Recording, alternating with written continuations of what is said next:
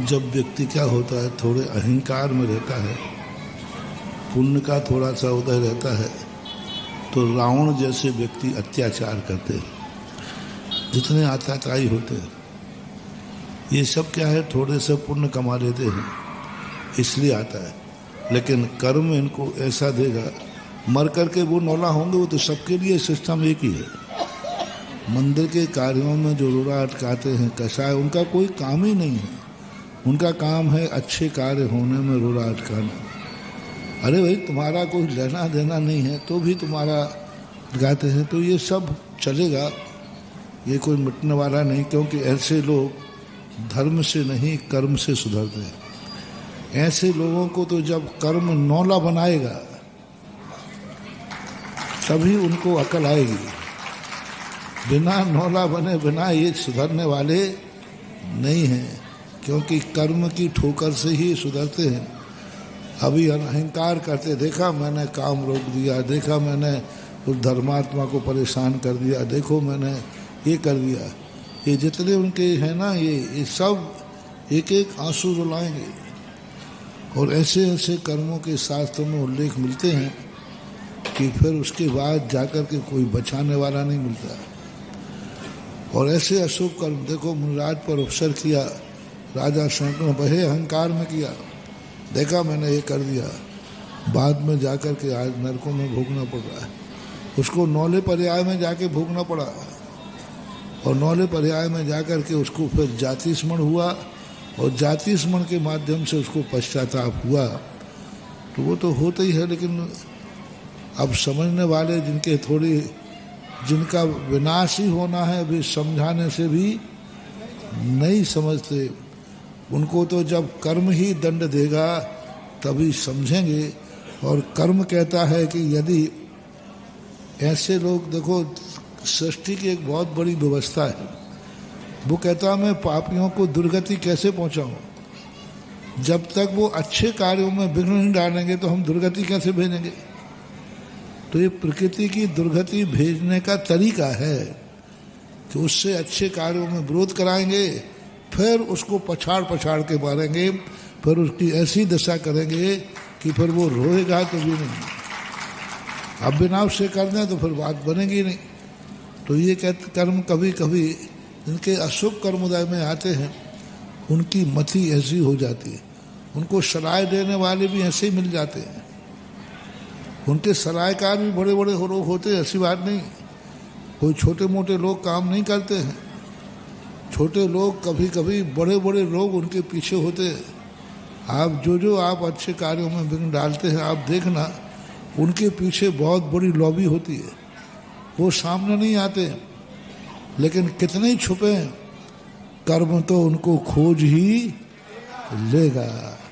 और कर्म खोज करके जो फिर उसकी धुलाई करेगा, फिर चिल्लाएंगे, चीखेंगे, रोएंगे, फिर कोई कुछ कर नहीं पाता।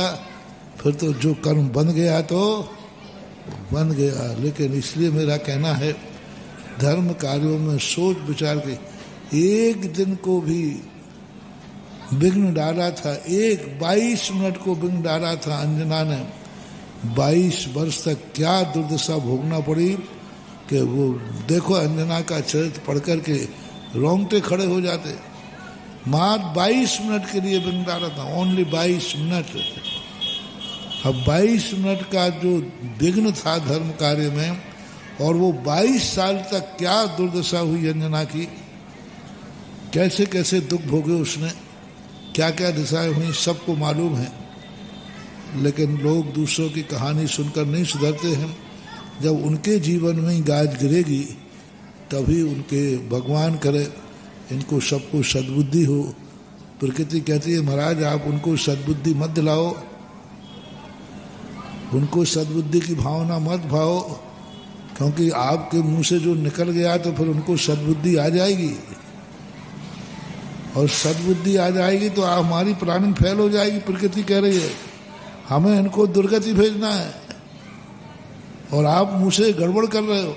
कई बार मुझे रोकते हैं भगवान, मैं कई बार सोचते हैं भगवान वो बहुत गलत कार्य कर रहा है, बहुत दुष्ट है, देखो कल के दिन इसको दुख भोगना पड़ेगा। तो भगवान कहते चुप बैठ, तो मैंने कहा भैया भगवान मैं कौन सा बहुत अच्छा कर रहा हूँ कि उसको सद्बुद्धि आ? बोले नहीं, तू यदि ऐसा विचार करेगा तो उसको सद्बुद्धि आ जाएगी। सद्बुद्धि आ जाएगी तो मेरी सारी प्लानिंग फेल हो जाएगी, मुझे तो उसको दुर्गति भेजना है। और सद्बुद्धि आ गई तो फिर मैं दुर्गति कैसे भेजूंगा?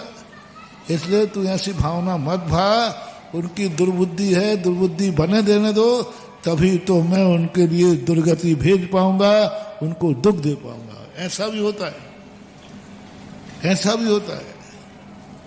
शास्त्रों में यह भी कहा है कभी कभी दुष्टों के लिए सद्बुद्धि के भाव नहीं करना, क्योंकि उनका कर्म ऐसा है कि उनकी दुर्बुद्धि होना ही चाहिए। दुर्बुद्धि होगी तभी जाकर के उनकी दुर्गति होगी। ये सृष्टि की विशेषता है।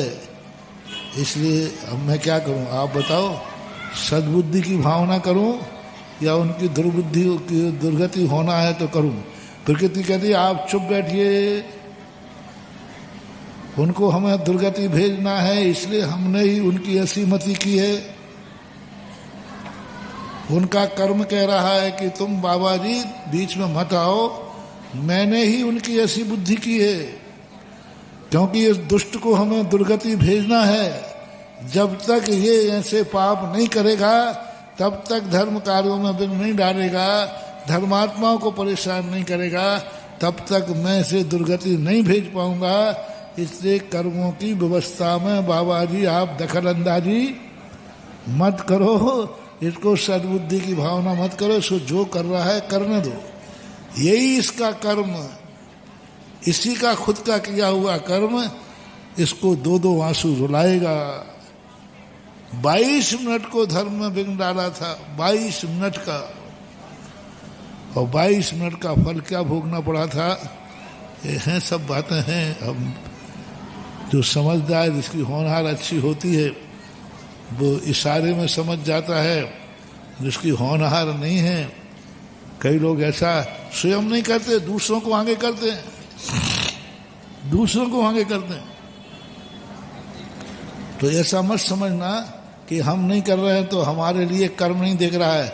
कर्म उसको भी देख रहा है जो अनुमोदना कर रहा है, कर्म उसको भी देख रहा है जो पीछे खड़े होकर दूसरे के कंधे पर बंदूक। कर्म एक ऐसा सैटेलाइट है जिसकी दृष्टि से कोई भी छुप नहीं सकता। ये सारा